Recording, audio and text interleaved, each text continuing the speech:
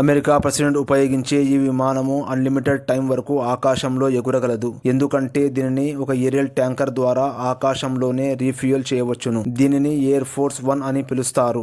ఇది ఒక flying nuclear bunker కూడా. ఎందుకంటే దీని బాడీని న్యూక్లియర్ బాంబు నుంచి వచ్చే షాక్లను తట్టుకునేలా డిజైన్ చేశారు. సెక్యూరిటీ కోసం ఇందులో అడ్వాన్స్డ్ మిసైల్ సిస్టమ్ మరియు రాడార్ జామర్లు కూడా ఉన్నాయి. ప్రెసిడెంట్ సౌకర్యం కోసం ఇందులో ఒక ప్రైవేట్ సూట్, జిమ్ మరియు వంటగది ఉన్నాయి.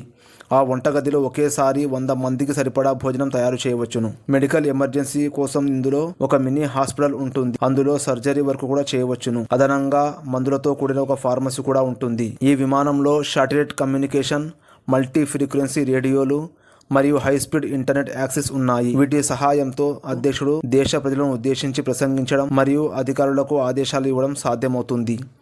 ఇన్ని సదుపాయాలు ఉన్నాయి కాబట్టి ఈ విమానాన్ని ఎగిరించడానికి గంటకు 1.5 కోట్లు ఖర్చు అవుతుంది.